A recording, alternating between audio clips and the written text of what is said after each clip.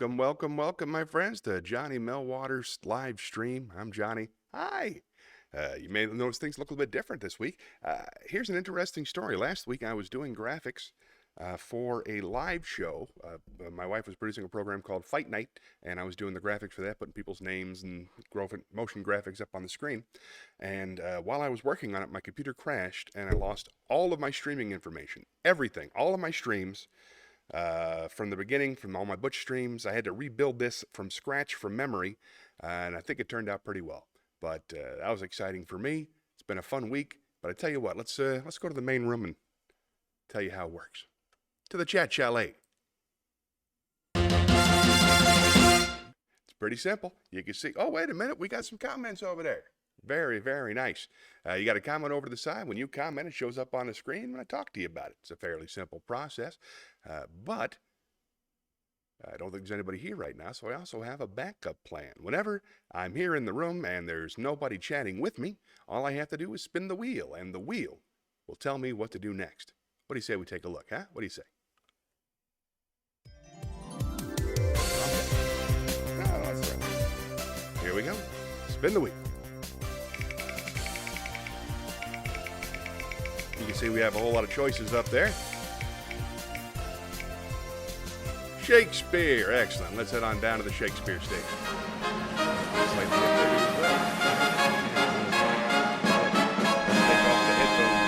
There we go. Hey, I'm just a regular guy in front of a Shakespeare stage. Nothing to be weird about. All right, let's take a look at our Shakespeare stuff. I believe, unless I'm very much mistaken, that we are making our way through the sonnets. My vision is getting progressively worse, which is worth worrying about.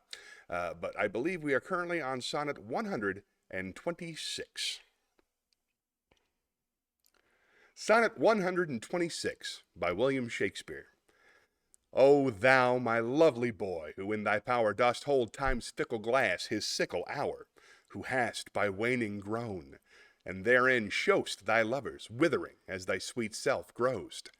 If nature, sovereign, mistress over wrack, as though goest onwards, still will pluck thee back. She keeps thee to this purpose, that her skill may time disgrace and wretched minutes kill. Yet fear her, O thou minion of her pleasure. She may detain, but still not keep, her treasure. Her audit, though delayed, answered must be, and her quietus is to render thee. Fun. All right. Next up is 127. That tracks, right? All right. Let's go back to the wheel.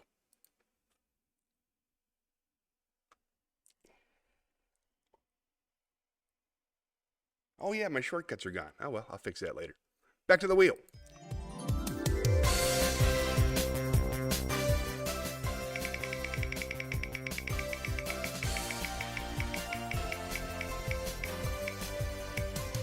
Shakespeare again. What are the chances? I don't feel like doing it twice in a row, so let's double spin the wheel.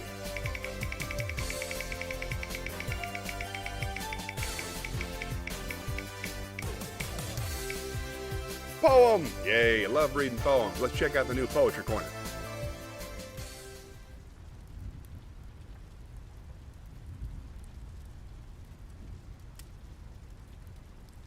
Let's see, we got a bunch of good stuff here. Why not do Mighty Casey? Yeah. Let's do Mighty Casey by Ernest Lawrence Thayer. Mighty Casey by Ernest Lawrence Thayer. It looked extremely rocky for the Mudville Nine that day. The score stood 4-6 with just an inning left to play. And so when Cooney died at first and Burroughs did the same, a pallor wreathed the features of the patrons of the game. Casey at the bat, a straggling few got up to go, leaving there the rest with that hope that springs eternal within the human breast. For they thought if only Casey could get one whack, at that they'd put up even money with Casey at the bat. But Flynn preceded Casey, and so likewise did Blake. But the former was a pudding, and the latter was a fake. So on that stricken multitude a death-like silence sat, for there seemed but little chance of Casey's getting to the bat. But Flynn let drive a single to the wonderment of all, and much despised Blakey tore the cover off the ball. And when the dust had lifted, and they saw what had occurred, There was Blakey safe at second, and Flynn a huggin' third. Then from the gladdened multitude went up a joyous yell. It bounded from the mountaintop and rattled in the dell. It struck upon the hillside and rebounded on the flat, for Casey, mighty Casey, was advancing to the bat. There was ease in Casey's manner as he stepped into his place. There was pride in Casey's bearing and a smile on Casey's face. And when responding to the cheers, he lightly doffed his hat, no stranger in the crowd could doubt 'twas Casey at the bat. 10,000 eyes were on him as he rubbed his hands with dirt. 5,000 tongues applauded when he wiped them on his shirt. Then, while the writhing pitcher ground into the ball into his hip, defiance glanced in Casey's eye. A sneer curled Casey's lip. And now the leather-covered sphere came hurtling through the air, and Casey stood a-watchin' it in haughty grandeur there. Close by the sturdy batsman, the ball unheeded sped. "That ain't my style," said Casey. "Strike one," the umpire said. From the benches black with people there went up a muffled roar, like the beating of the storm waves on a stern and distant shore. "Kill him! Kill the umpire!" shouted someone in the stand, and it's likely they'd have killed him had not Casey raised his hand. With a smile of Christian charity, charity great in Casey's visage shone, he stilled the rising tumult. He bade the game go on. He signaled to the pitcher, and once more the spheroid flew, but Casey still ignored it, and the umpire said, "Strike two." "Fraud!" cried the maddened thousands, and the echo answered, "Fraud!" But the scornful looked from Casey, and the audience was awed. They saw his face grow stern and cold, they saw his muscles strain, and they knew that Casey wouldn't let that ball go by again. The sneer is gone from Casey's lip, his teeth are clenched with hate. He pounds with cruel violence his bat upon the plate. And now the pitcher holds the ball, and now he lets it go, and now the air is shattered by the force of Casey's blow. Oh, somewhere in this favored land, the sun is shining bright. The band is playing somewhere, and somewhere hearts are light, and somewhere men are laughing, and somewhere children shout. But there is no joy in Mudville. Mighty Casey has struck out. Classic. I had fun. Let's spin the wheel. Hey, Julia's here. Hooray! Let's go to the chat. Hi, Julia. I'm so happy that you came to visit. I missed you the past 3 weeks. How you been? You all right? I haven't seen you in forever. Glad you're here. It's been a crazy couple of weeks. You just came in. I could tell you real quick, Julia, I lost all of my streaming. I was working on something for my wife the other day for a show that she produces, and my computer crashed, and I lost all my streaming information. I had to rebuild all of this from memory and from the files I had. I had to put in about 12 hours this week, and it's still obviously not done, but doing our best. We got the words up on the screen. How are you? You all right? What's going on with you? Oh, no, yeah, I was excited too. I was excited too. Also, I had to redo all the work for my wife. 8 hours for that project, and then 12 hours for this. But it's worthwhile. It's looking good. Thank you for your encouragement. I missed you. Thanks for being here. How are you? How are things going in Connecticut? Are you still struggling with work? I know they were giving you a little bit of they were giving you the foolishness back in the day. Anything on your mind you want to talk about? It's just us.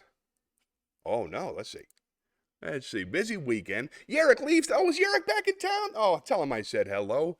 And I know that's not how you say his name. Yerrick. Sorry. Busy weekend. Yerrick leaves today. And then my sister and her baby nephew come in a couple days. Well, that'll be nice and stressful. Be nice when they get there. It's nice when they stay, and it's nice when they go.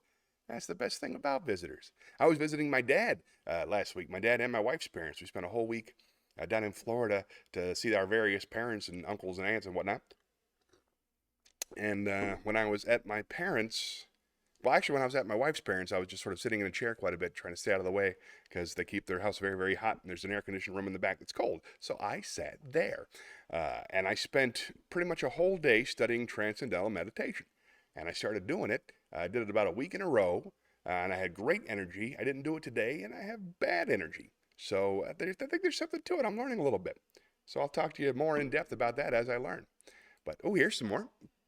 Work is okay, just putting some distance between it. It's just a job. That's the spirit. Your work doesn't define you. And very nice. That's great that you got to see family. Thank you so much for saying so. You're the greatest. You got any requests? Oh, hey, I'm putting stuff up on Facebook every day now and Instagram up on every day on the stories. I don't know if you see them or not. But I started cutting this little show up into pieces so I could put about a minute a day up and have constant connection with my fans. That's what I like to call it. Connection with my fan. Thank you, Julia. Appreciate you. Whoop, the moon's not moving. Why isn't the moon moving? Hold on. Just a second.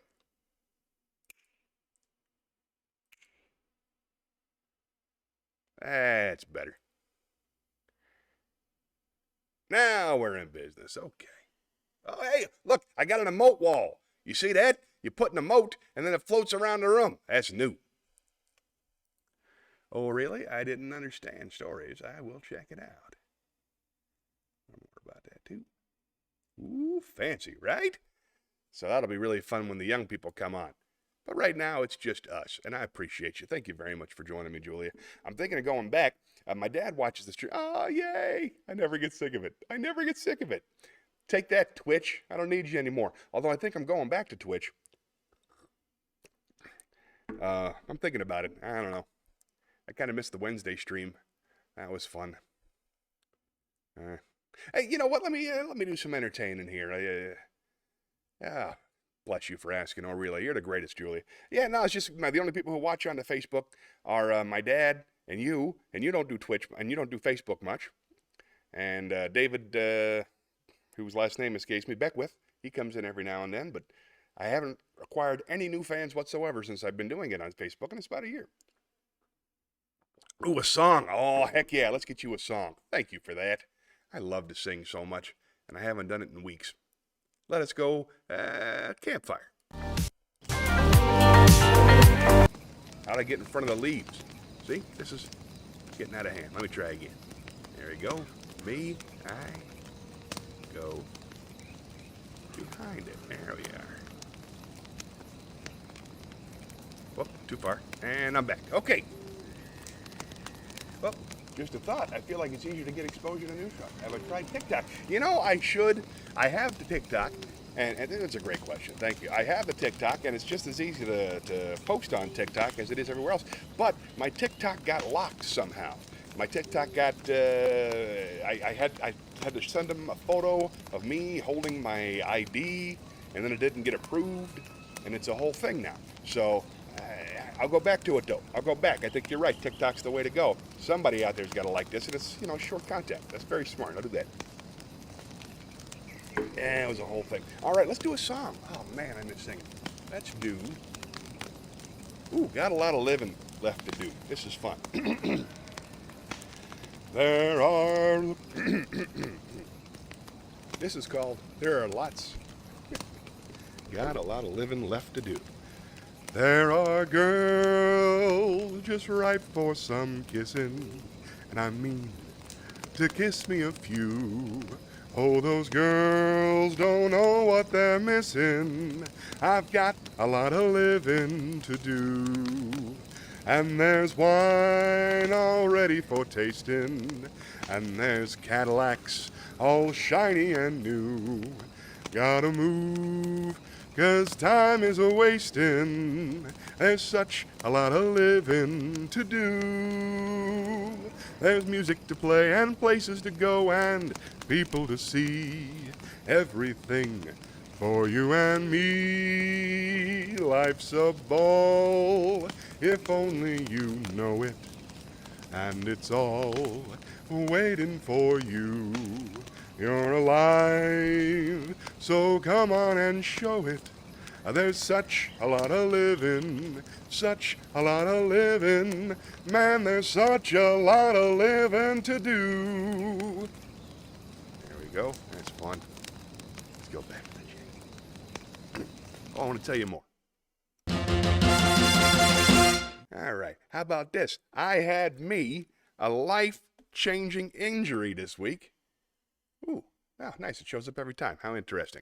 Hello. Oh, they all show up. How weird. Well, that's pretty interesting. See, I'm learning this stuff. Now I'm not going to miss any of the comments. I suppose that works for me. Here's something interesting that happened to me this week. I was doing graphics for my wife's show, as I talked about. It's called Fight Night. It was at a big theater, beautiful place called the Stage Door Theater. I think there were 3 nights in a row, 45 different comics performed, did graphics for every single one of them. On the second night, I was doing graphics and leaning behind because I was also doing the camera. I leaned behind sort of backwards in one of those desk chairs, and the back of the chair snapped off. I hit the ground, and the hook part of the chair, like, like let's say you're sitting there, and then this is the part that's you put your back on, that broke off, and then this part of the chair, weighted by that part of the chair, pummeled my spine really, really hard. And I can't walk right, and sitting and standing hurts, and I think I may have damaged myself forever. It's not excruciating. It's not nearly as bad as the back injury I had years ago, but it's a serious problem, and I just thought you'd like to be updated. There you go. So now I got a thing out of my back. I'm going to go see a doctor on Monday if I possibly can. Thank you for saying you're sorry. That's very sweet. But just bringing you up to speed, and that's what's going on with that. Oh, the doctor hasn't seen it yet. This happened on Thursday, and I decided to stay in denial on Friday, hoping that it would heal itself, and it has not. And then on Monday, I will make an appointment and go see somebody as soon as I can. Okay, we're up to speed. Let's see. Wonderful, Julia. I wish you taught a class on how to watch streams. It's very, very kind the way you handle yourself, and I appreciate you. Let's see. Oh, don't you have walk-ins down there? We probably do. I don't know. I'm doing that guy thing where I'm trying to avoid the doctor in the hopes that it's not a real problem. You know what I mean? I'm kidding myself. And it is way better than it was the first day, but there's definitely, I feel something clicking back there, so something ain't right. Anyway, other than that, things are good. Hey, did you see the poster? I got a show coming up. I know it's a long drive from Connecticut, but it's going to be great. It's called Johnny Millwater Presents. I got professional wrestlers in it. I got dancers. I got my favorite comedians in town. It's going to be an amazing show, and I'm terrified about producing it, because what if nobody shows up? And that's what I'm going through. That's the next thing. Oh, on Thursday I have a show. I'm doing a show here at the Comedy Zone. Thursday I'm doing Night of 1,000 Laughs. And I'm also running the graphics and the audio for the graphics and the camera for that. So got a lot going on. Any chance at a live stream? I'll tape it for you if you care. Yeah, I always put my setup on the stream. That would be nice. Yeah, sure. I'll send it. I'll put it up on YouTube for you. Yeah, absolutely. Thanks for caring. But no, I can't live stream it. I can't even run the graphics for that one because I'm on stage, so it's a whole thing. I completely understand the fear of people not showing, but no one can come if you don't do it at all. How true that is. Thank you for that. And, she said, and you always learn something either way. See, it's that kind of positivity that makes this world work. I had my head on crooked. That's what I needed to do, get my head on straight. It is a tremendous opportunity. I'm doing the show at a theater, at the beautiful theater, Booth Playhouse, which is my favorite theater in Charlotte. I opened for the Muppets at Booth Playhouse. I got to work with several dance troupes at the Booth Playhouse. I've produced a few shows for my wife, doing graphics for her shows at the Booth Playhouse. It's a beautiful, beautiful theater, and I'm very excited about trying to do the biggest thing I could think of. It is exciting. Thank you. All right, let's spin the wheel, because I feel like I'm talking about myself too much. You're wonderful, Julia. Thank you. Let's try this again. Here we go.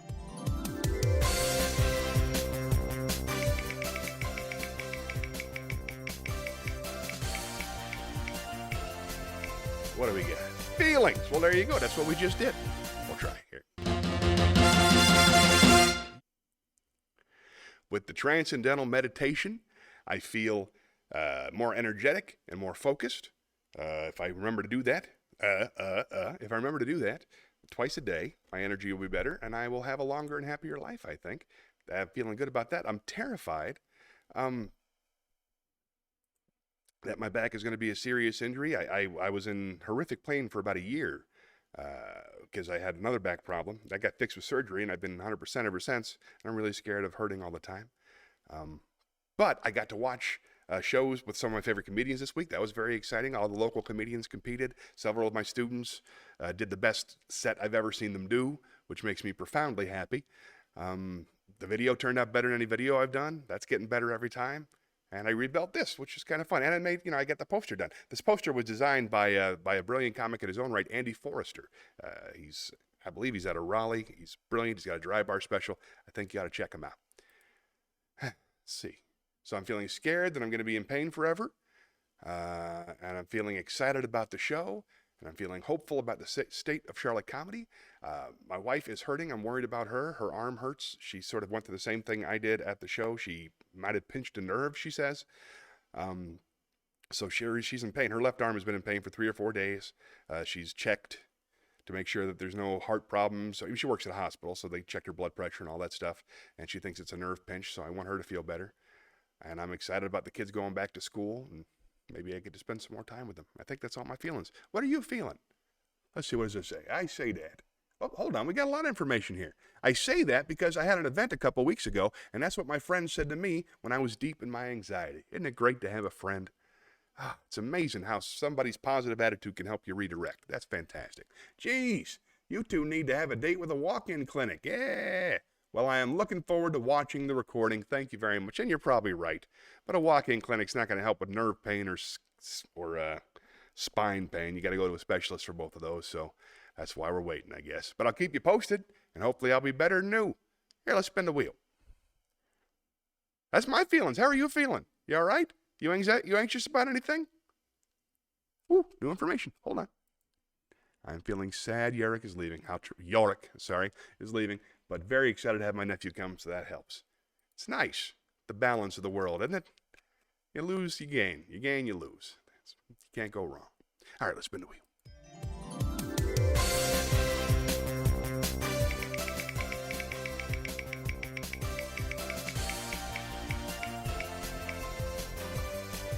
Wisdom. All right, let's check out the new Wisdom Center.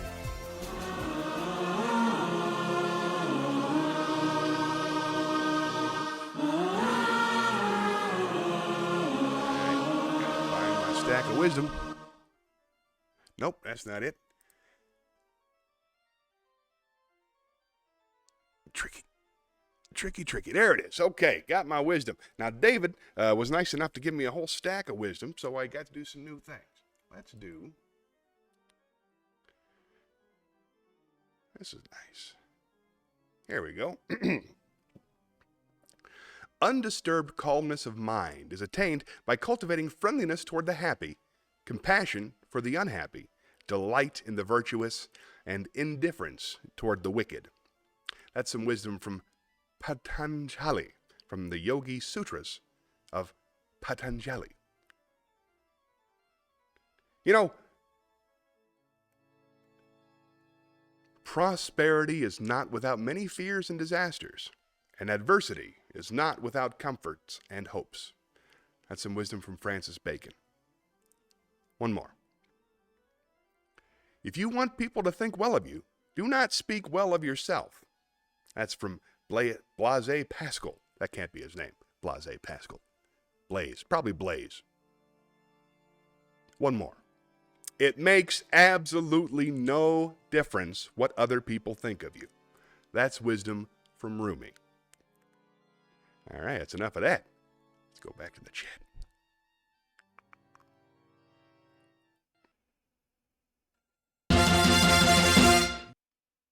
So there you go. So now I'm trying to deal in like 15 to 20 second clips. Oh, we got somebody in here. Who's Yaroslav? Hey, how you doing, brother? Yorick, welcome. Yorick, welcome, my friend. How are you? Rumi is always great. I got a stack of Rumi. I try to do a little bit every week. I'm doing very well, Yorick. Thanks for asking. I had a little bit of an injury, but other than that, things are good. Healthy, happy, rich, and pretty. Family strong. We all love each other. You know, little things to overcome, but other than that, things are good. How are you? How long were you in town? How long were you in country? There you go. Added you as a friend. Nice. How are you? How long were you in town? How long were you in country? What did you guys do? Did you do anything cool and American during this visit? I'm always curious. I tell you what, type all about it. I'm going to go spin the wheel, all right? I'll be right here. Type it up. Be right back.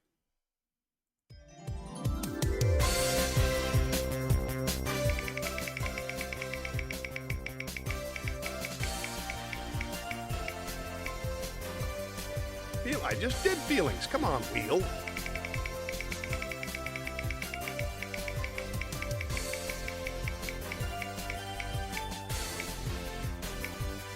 another poem. Let's go to the poetry corner.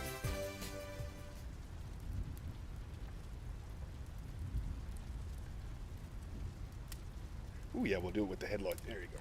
This looks cool. Huh? All right, you put us over here. Huh? Now we got ourselves. Oh, hey, got a little bit. That'll look good. There it is. Hey, how you doing? Just doing some poetry. No big deal. Well, here we go. Picking out a poem. I wear glasses in my real life, and my vision is getting so bad I can't see the screen anymore during the streams. So that's worth noting. All right, let's do ourselves a poem. Let us do Boston. This is Boston by Ralph Waldo Emerson. The rocky nook with hilltops three looked eastward from the farms, and twice each day the flowing took Boston in its arms. The men of yore were stout and poor and sailed for bread to every shore, and where they went, on trade intent, they did what freemen can. Their dauntless ways did all men praise, the merchant was a man. The world was made for honest trade, to plant and eat, be none afraid. The waves that rocked them on the deep, to them their secret told. Said the winds that sung the lads to sleep, like us, be free and bold. The honest waves refuse the slaves, the empire of the ocean waves. Old Europe groans with palaces, has lords enough and more. We plant and build by foaming seas a city of the poor. For day by day could Boston Bay their honest labor overpay. We grant no dukedoms to the few. We hold like rights and shall, equal on Sunday in the pew, on Monday in the mall. For what avail the plow or sail, if land or life, if freedom fail? The noble craftsmen we promote disown the knave and fool. Each honest man shall have his vote, each child shall have his school. A union, then, of honest men, or union nevermore again. The wild rose, the barberry thorn, hung out their summer pride, where now on heated pavements worn, the feet of millions stride. Fair rose the planted hills behind the good town on the bay, and where the western hills declined, the prairie stretched away. What care though rival cities soar along the stormy coast? Penn's town, New York, and Baltimore, if Boston knew the most. They laughed to know the world so wide. The mountains said, "Good day! We greet you well, you Saxon men, up with your towns and stay." The world was made for honest trade, to plant and eat, be none afraid. For you, they said, no barriers be, for you no sluggard rest. Each street leads downward to the sea, or landward to the west. O happy town beside the sea, whose roads lead everywhere to all, than thine no deeper moat can be, no stouter fence, no steeper wall. Bad news from George on the English throne. "You are thriving well," said he. "Now by these presents be it known, you shall pay us a tax on tea. 'Tis a very small, no load at all, honor enough that we send the call."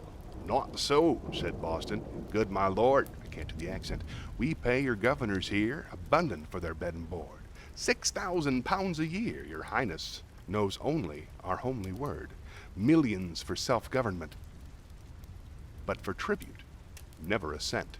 The cargo came, and who could blame if Indians seized the tea, and chest by chest let down the same into the laughing sea?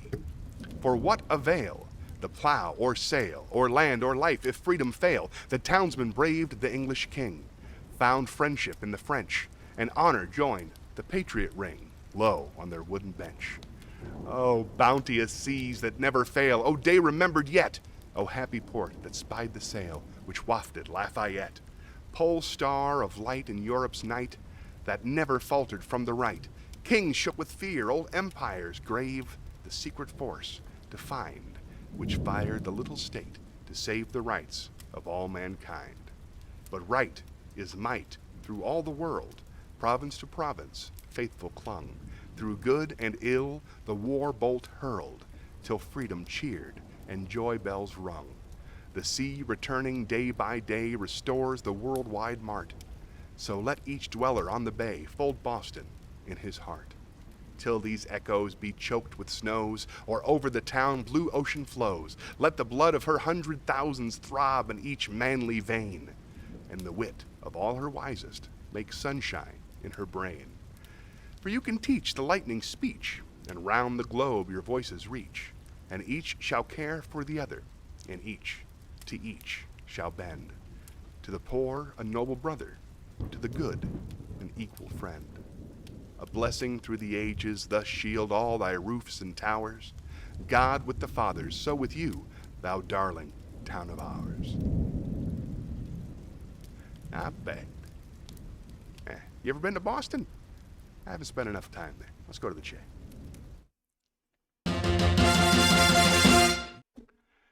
All right, let's see what's going on.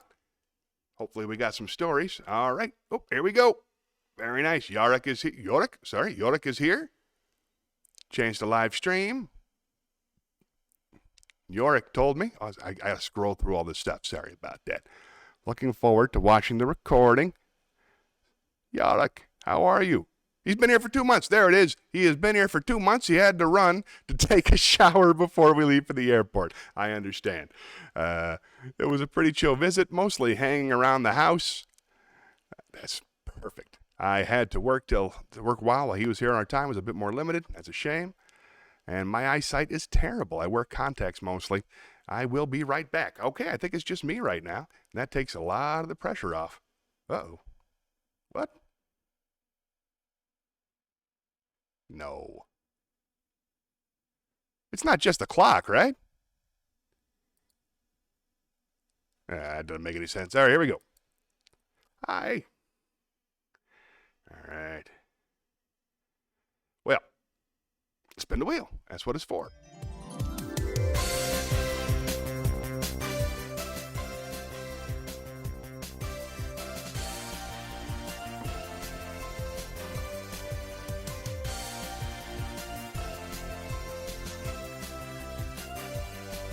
The wheel's not spinning. That's upsetting. Oh, there we go. That was weird.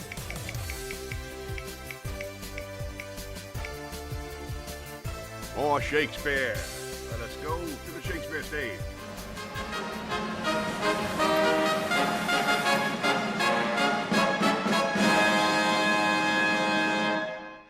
This week I saw the Scottish play. We got Apple Plus. My dad wanted to watch baseball, so we got Apple Plus. And don't tell the good folks at Apple. They're probably watching.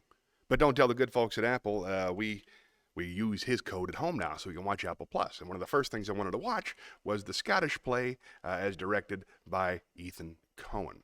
And this particular monologue is after the king has been murdered, the porter is drunk, and he's been woken up by a knocking. Yes, a knocking indeed. If a man were porter of Hellgate, he should have gold turning the key.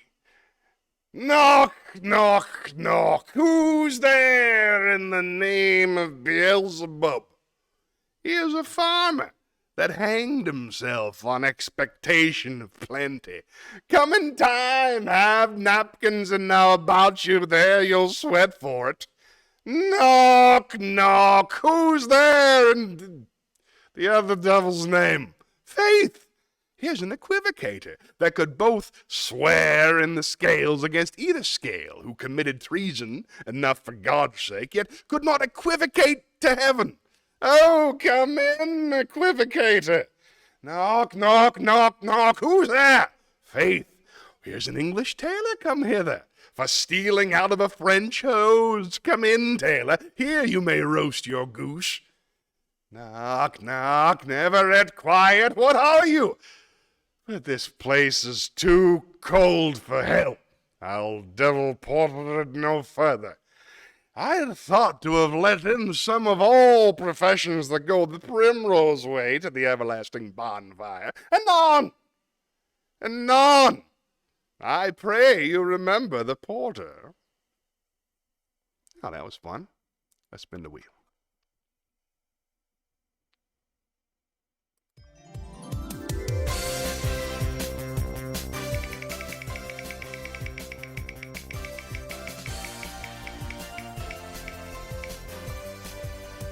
Story let's do it at the campfire.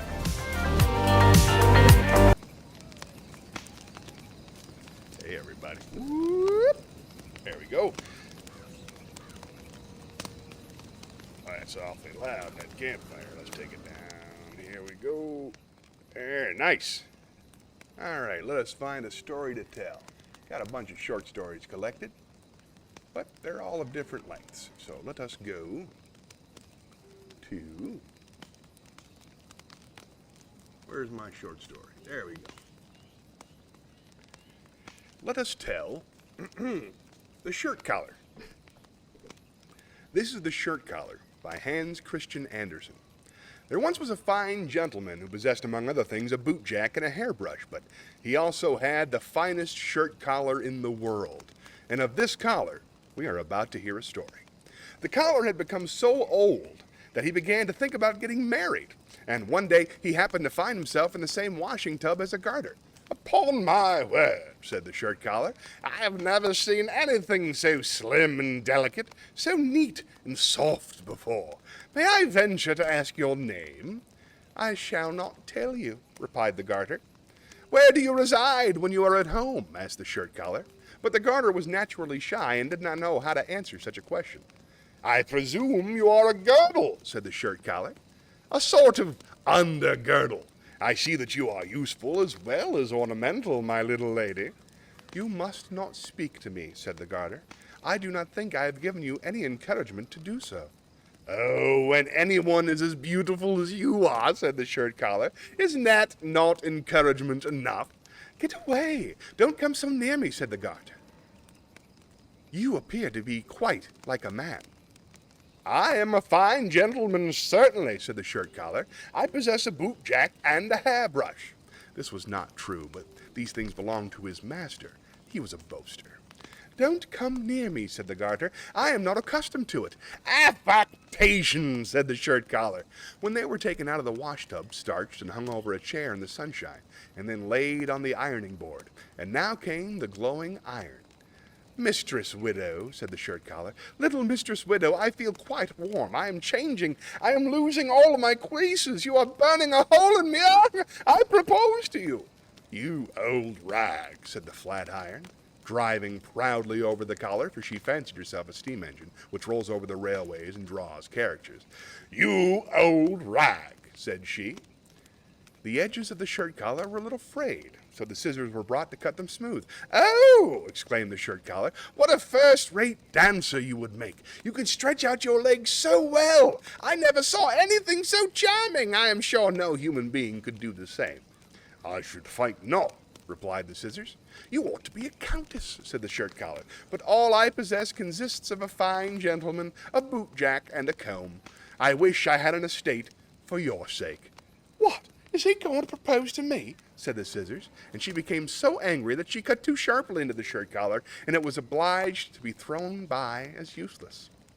"I shall be obliged to propose to the hairbrush," thought the shirt collar. So he remarked one day, "It is wonderful what beautiful hair you have, my little lady. Have you never thought of being engaged?" "You might know. I should think of it," answered the hairbrush. "I am engaged to the bootjack." "Engaged!" cried the shirt collar. "Now there is no one left to propose to." And then he pretended to despise all lovemaking. A long time passed, and the shirt collar was taken in a bag to the paper mill. Here was a large company of rags, the fine ones lying by themselves, separated from the coarser, as it ought to be.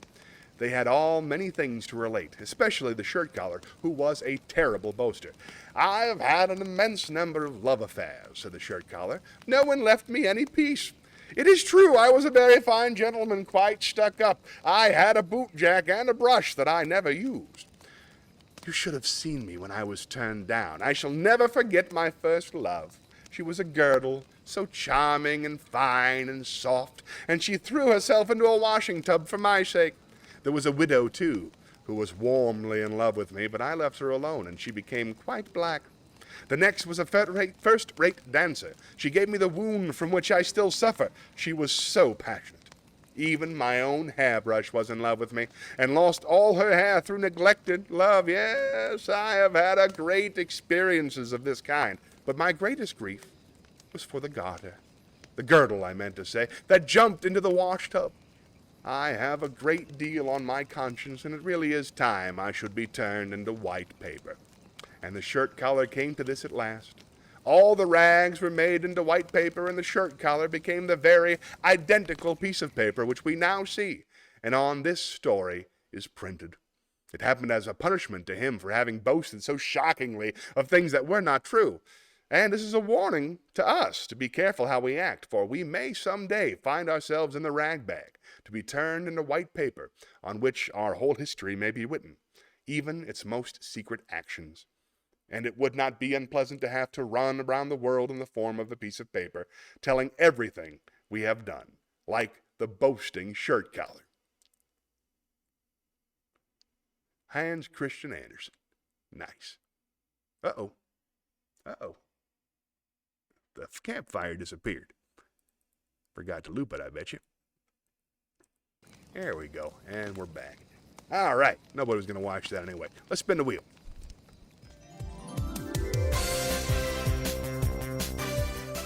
Oh, Julia's back. Yay! Hi, Julia. Glad you're here.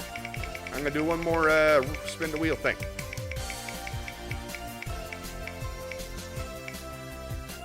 Shakespeare! Why not? Let's go to the Shakespeare stage.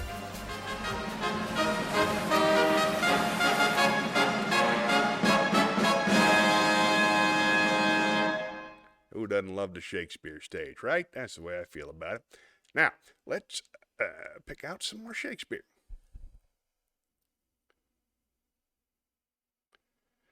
Let's see. What? Will the aspiring blood of Lancaster sink into the ground? I thought it would have mounted. See how my sword weeps for the poor king's death. Oh, may such purple tears always be shed from those that wish the downfall of our house. If any spark of life be yet remaining, down to hell, and say I sent thee thither. I, that have neither pity, love, nor fear. Indeed, 'tis true that Henry told me of. For I have often heard my mother say, I came into the world with my legs forward. Had I not reason, think ye, to make haste and seek their ruin that usurped our wife? Our right? The midwife wondered, and the women cried, O Jesus bless us, he is born with teeth. And so I was, which plainly signified that I should snarl and bite and play the dog. Then, since the heavens have shaped my body so, let hell make crooked my mind to answer it. I have no brother, I am like no brother. And this word love, which greybeards call divine, be resident in men like one another, and not in me. I am myself alone. Clarence, beware. Thou keeps me from the light, and I will sword a pitchy day for thee, for I will buzz abroad such prophecies that Edward shall be fearful of his life, and then to purge his fear, I'll be his death. King Henry and the prince his son are gone. Clarence, thy turn is next, counting myself but bad, till I be best. I'll throw thy body in another room, and triumph, Henry, in thy day of doom. That's Richard of Gloucester. He's Richard III. It's from Henry VI, Part 3, Act 5, Scene 6. Once again, Henry VI, Part 3, Act 5, Scene 6. If you want to look it up. Okay, let's spin the wheel. Let's go back to the chat, see how Julia's doing. Hi, Julia. Julia's back. Hey, and Red's here. You came in time, buddy. I haven't seen you in months. How you doing, Red? You all right? I miss you, pal. Glad you're checking it out. How's Tracy doing? How are the kids? Well, how's the girl? I'm doing good. Let's see. How am I? I'm good. Yeah, all right. Oh, it shows all the... That's okay. I'm going to fix that by next week so it doesn't pack up every single thing that somebody says. I'll learn. I got stuff to work on. No big deal. All right, then. Let's spin the wheel. Wish I could think of stuff to say. Wait, hold on. Okay, back. One more. Here comes red. Here it comes. Perfect timing. Come on. Come on. Pop up perfect timing. Okay, I feel foolish now. Let's spin the wheel.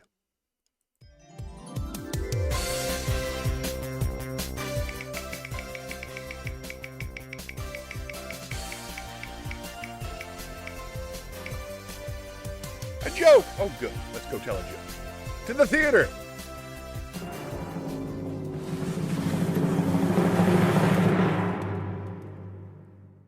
Come here, I got a joke for you. All right? A turtle's walking down the street and he's mugged by 2 snails. The cops show up. They ask him what the snails look like. Turtle says, I have no idea. It all happened so fast. There, that's fun. Let's spin the wheel.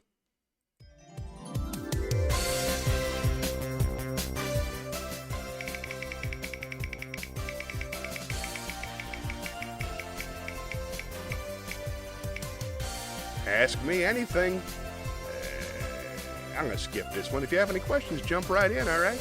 Ask anything at any time. You have carte blanche for Ask Anything. You guys are great.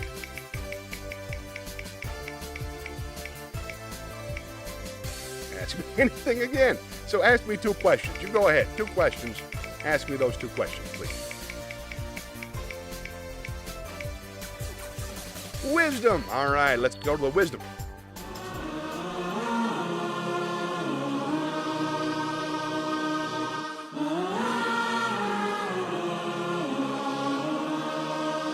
Wisdom. This goes up here. All right. Take me a second to find it.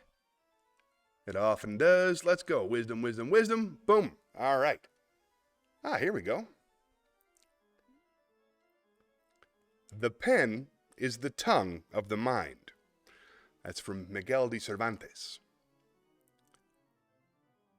If you can speak what you will never hear, if you can write what you will never read, you have done rare things. That's from Henry David Thoreau. Literature adds to reality. It doesn't simply describe it. It enriches the necessary competencies that daily life requires and provides. And in this respect, it irrigates the deserts that our lives have already become. That's some wisdom from C.S. Lewis. All right, let's spin the wheel. Ooh, somebody's got a question about legs. Let's figure it out. Back to the chat.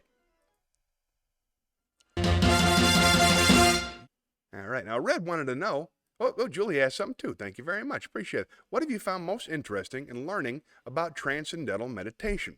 Well, a great question. Thank you for asking me. I have learned that like most things, the religion, the organization, and the practice are 3 different things and various levels of trustworthiness. The practice of transcendental meditation is merely to sit still and think a single word for 20 minutes in the morning and 20 minutes in the afternoon.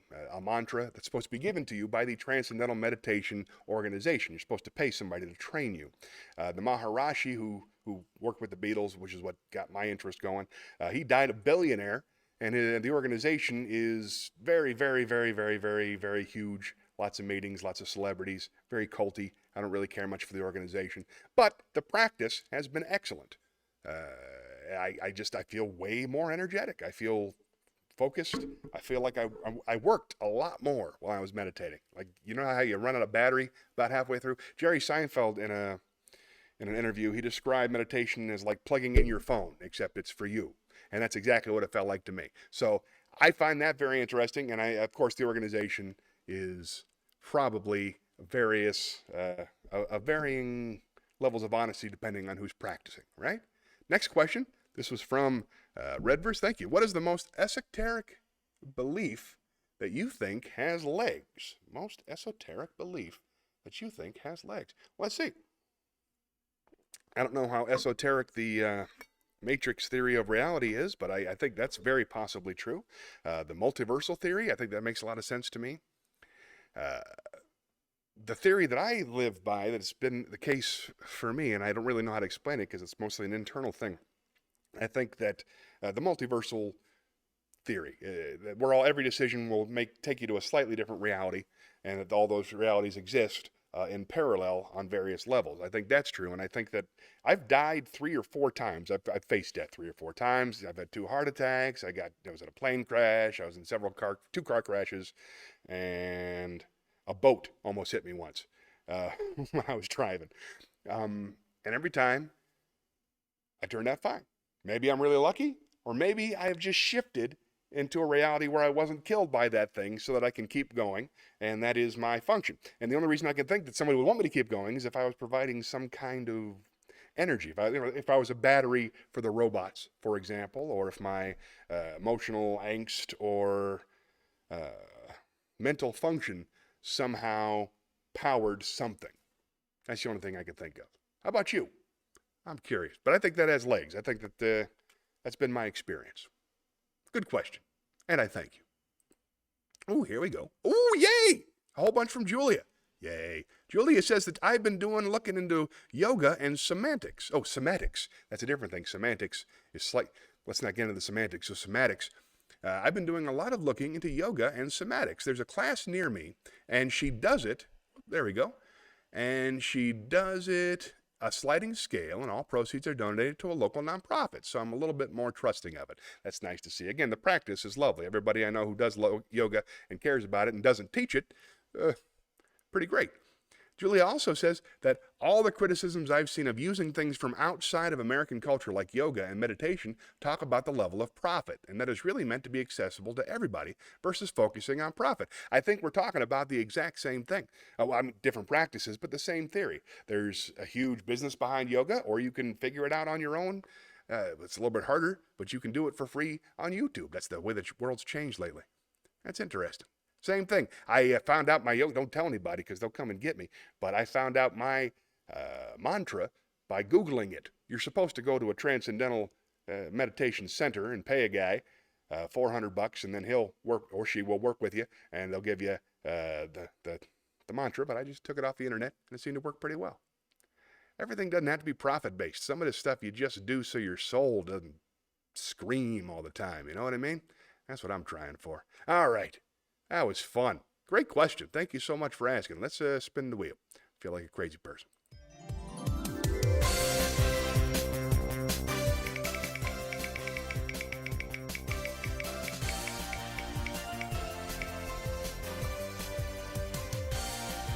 Reviewers. Ooh, a song. Nice. Let's go to the theater.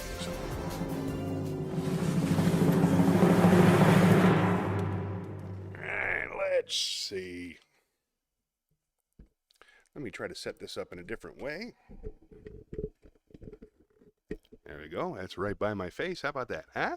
Yeah, that's nice. Yeah. All right, this works. This works. I like this. Let's see. How about...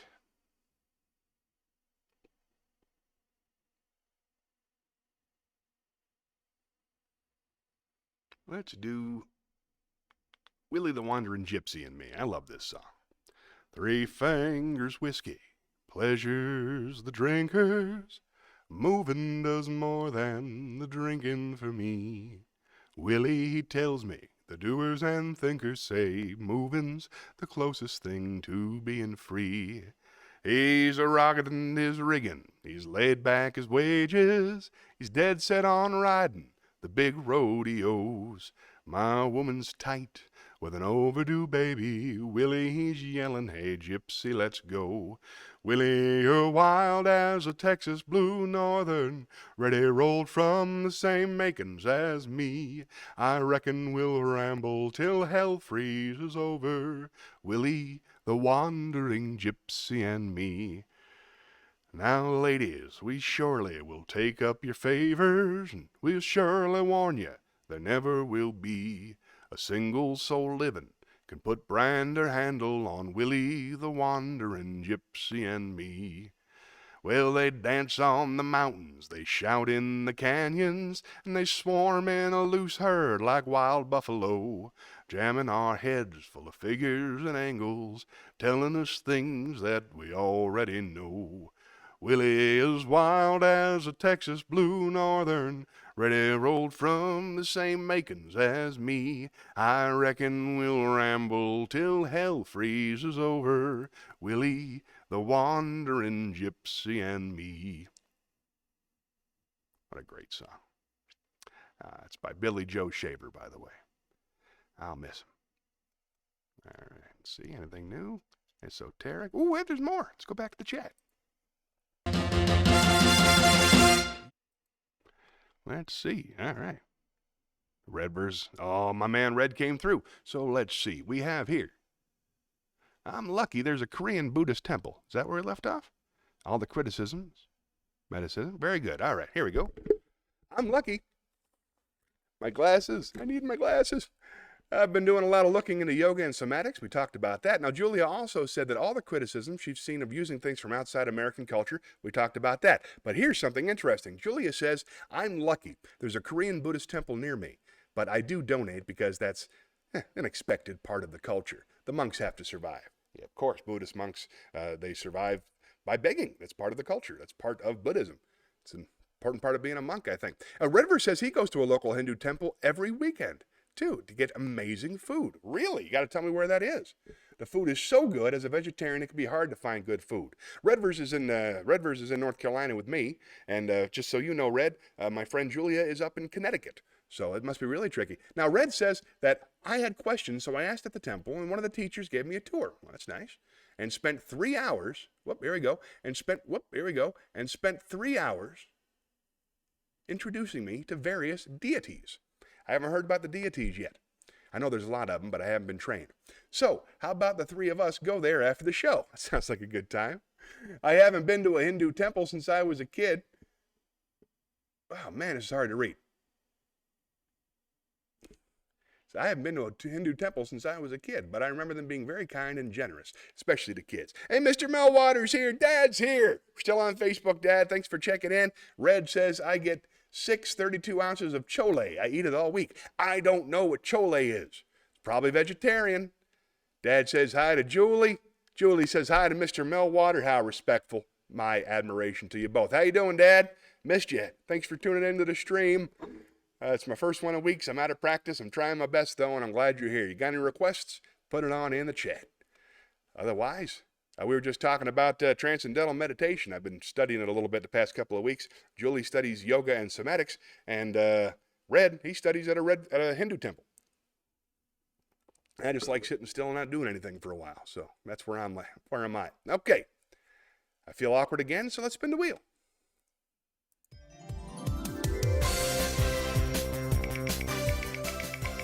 Let's see, we've done wisdom, haven't done any monologues yet. More Shakespeare. I don't want to do more Shakespeare. Haven't done a Zen koan.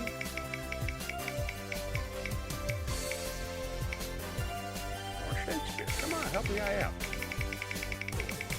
I'm going to pretend that Zen koan came up, if it doesn't. Oh, look at that, Zen koan. All right, let's go. The campfire. Campfire. Nice. Now, as you know, a Zen koan is a teaching tool used to learn Zen Buddhism, specifically Japanese Zen Buddhism. Whoop, I accidentally opened up my calendar. Not my intention. Trying to find.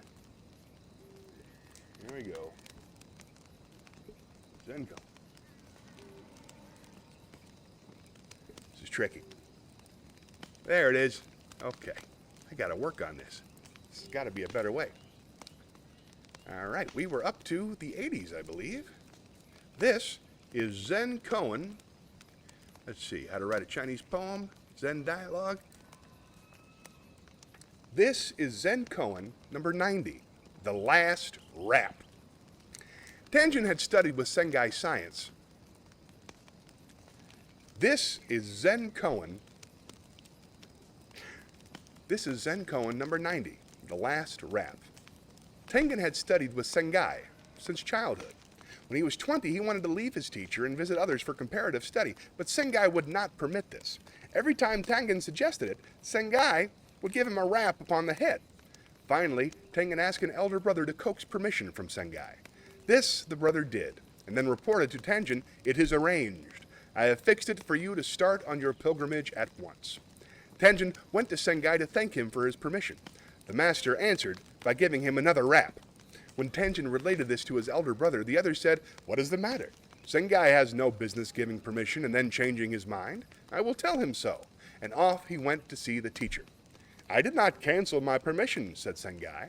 "I just wish to give him one last smack upon the head, for when he returns, he will be enlightened, and I will not be able to reprimand him once again."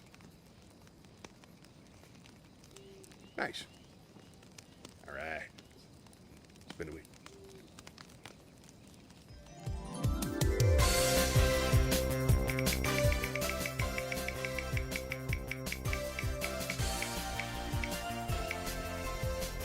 Poem. Let's go to the poetry corner.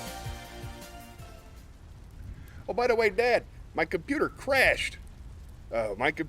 And all of my streaming information got lost, so I had to rebuild everything. So that's why there's not a lot of, that's why some of the intros and outros aren't quite ready yet, and there's some technical problems. We're starting all over again. All right, let us do Winter. This is Winter in the Boulevard by D.H. Lawrence.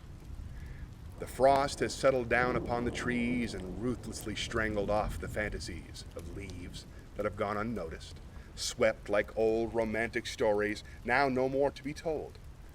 The trees down the boulevard stand naked in thought, their abundant summery wordage silenced, caught in the grim undertow. Naked, the trees confront implacable winter's long cross-quest, ironing brunt. Has some hand balanced more leaves in the depths of the twigs, some dim little efforts placed in the threads of the birch? It is only the sparrows, like dead black leaves on the sprigs, sitting huddled against the cerulean, one flesh with their perch. The clear, cold sky coldly bethinks itself. Like vivid thought, the air spins bright, and all trees, birds, and earth arrested in the afterthought, awaiting the sentence out from the welkin brought. I wonder what a welkin is that the welkin brought. Probably a bird, right? We'll find out. Let's spin the wheel. Oh, there's more chat. Hold on. Let's go back to the chat. Oh, that's so nice to see. Thanks for saying. Nothing I'd rather do than chat. All right, here goes some more information. Hello, Mr. Millwater. Hi, Julie. You're doing great. Thank you so much for I study baseball. I know you do, Dad. I did Casey at the Bat earlier in the show. I was hoping you would watch it. I know you're interested. Now, Chloe Masala is chickpeas in a spicy and tangy gravy. Big fan of the chickpeas, although I think, to be fair, they should be paid as much as the guy peas. I do. Let's see. James says, "Bye, Julia." Oh, no, I guess she's gone. Maybe you should add other metaphysical poets to Shakespeare. I don't know of any other metaphysical poets. I would. That since you would have none of me, I bury some of you. Point me in the direction, I'll look 'em up. Learn from hence, reader, what small trust we owe this world where virtue must, frail as our teeth, crumble to dust. I love it. I love it. Send me a poem and I will read it on the next thing. But don't put it in the chat here, because just send it to me like via text or a message. And then I'll copy and paste it. We'll put it on the next show. I lack the education, so I'm kind of finding my poems at random. All right, this is fun. This is nice. Who's still here with me? Dad's still here with me and everybody else left? All right, then. Take some of the pressure off. Thank you, Red, for getting involved. Unless Dad left and Red's the only one here left. Whatever. Thanks for coming. Let's spin the wheel.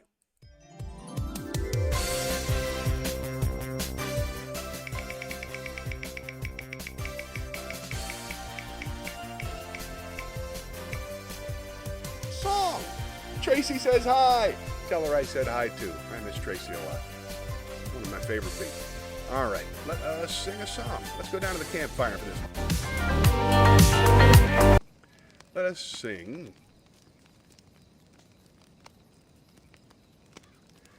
How about accentuate the positive? Gather around me, everybody. Gather around me while I preach some. Feel a sermon coming on me. The topic will be sin, and that's what I'm again. If you wanna hear my story, and settle back and just sit tight while I start reviewing the attitude of doing right. You've got to accentuate the positive, eliminate the negative, latch on to the affirmative, don't mess with Mr. In Between. You've got to spread joy up to the maximum, bring gloom down to the minimum, have faith or pandemonium liable to walk upon the scene. To illustrate my last remark, Jonah in the whale, Noah in the ark. What did they do just when everything looked so dark? Man, they said we better accentuate the positive, eliminate the negative, latch on to the affirmative, don't mess with Mr. In Between. No, don't mess with Mr. In Between. Good advice. All right. Let's spin the wheel.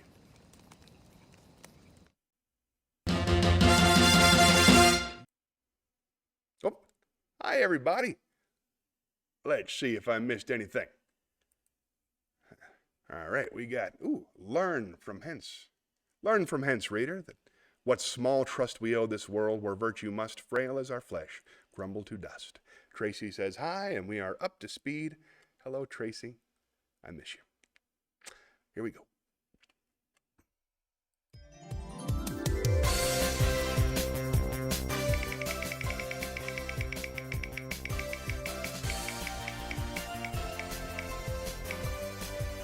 Monologue. Let's go to the theater and do a monologue.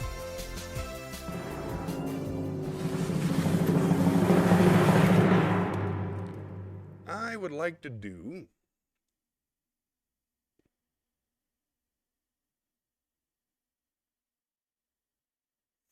I need more monologues, man. All right, this is from Up in the Air.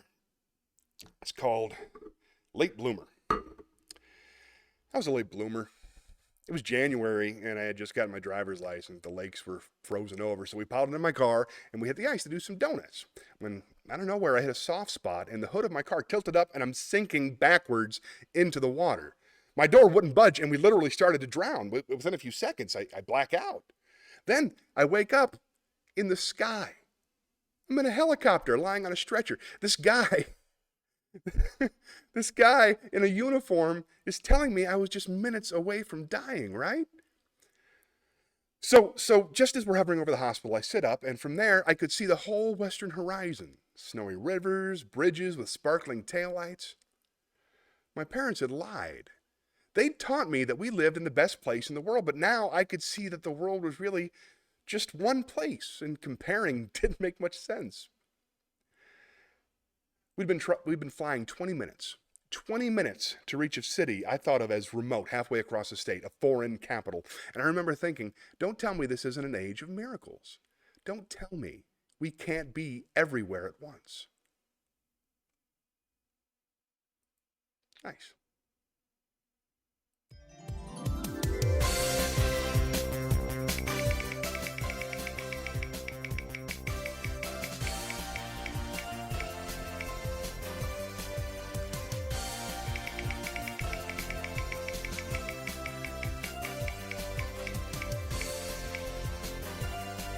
I already did too many songs, and nobody likes them except that one lady, and she left. So, let's do some jokes.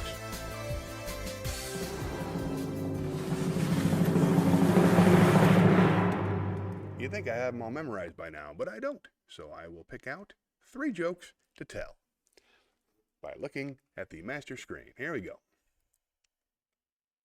Nope, you know that one. Nope, I know this.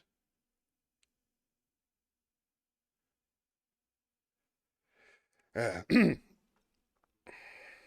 police officer comes to a woman's door and says, "There's been an accident at the brewery. Your husband fell into a vat of beer and drowned." The wife wails, "Oh, my poor man, he never had a chance." The cop says, "I don't know about that. He got out 3 times to go to the bathroom." Not great. Let's try it again. How about, nope, can't read that one. Nope. Oh, I have to prepare for this. Oh, no.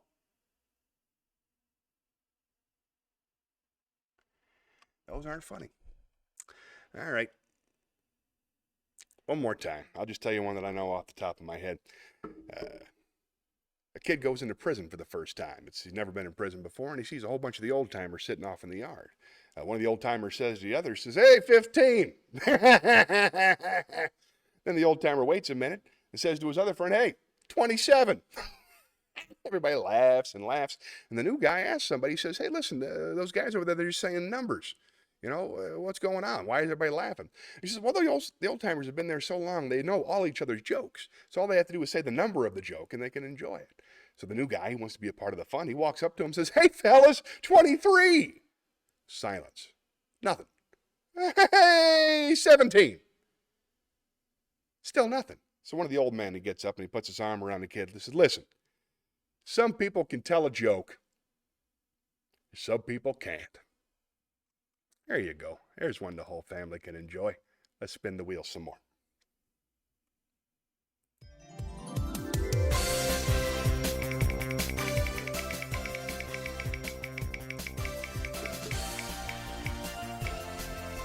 Shakespeare, why not? To the Shakespeare stage.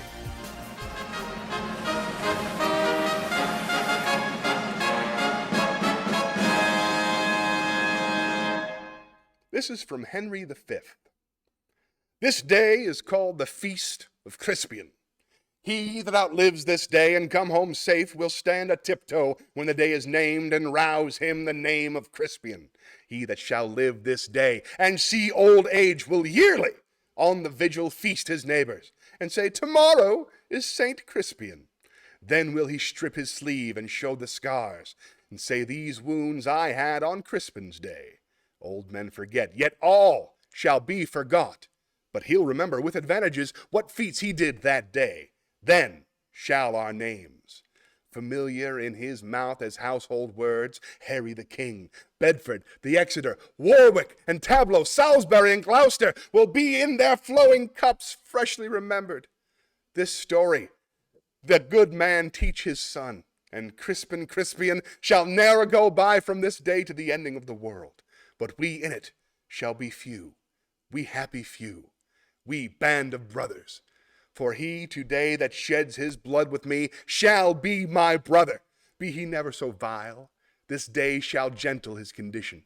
And gentlemen in England now abed shall think themselves accursed they were not here, and hold their manhoods cheap while any speaks that fought with us upon Crispin's day."